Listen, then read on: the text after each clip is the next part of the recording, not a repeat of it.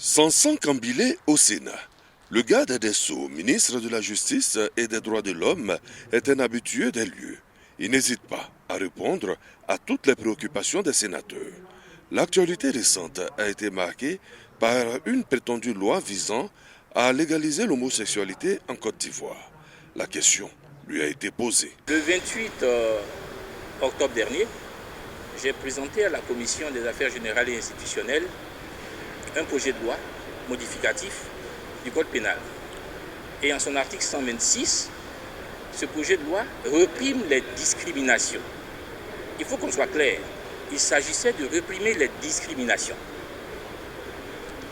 Et parmi les cas de discrimination, on faisait référence à l'orientation sexuelle.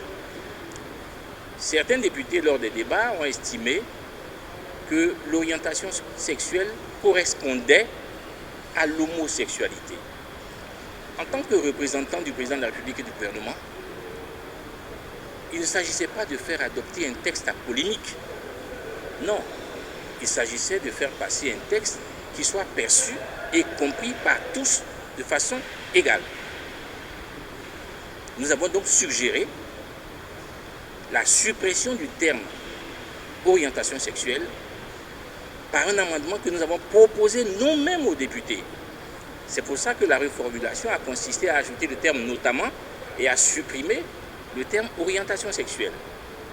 Mais on n'a pas compris pourquoi est-ce que certaines personnes ont pris cette suppression comme étant l'aveu de ce que le gouvernement entendait de façon insidieuse légaliser l'homosexualité.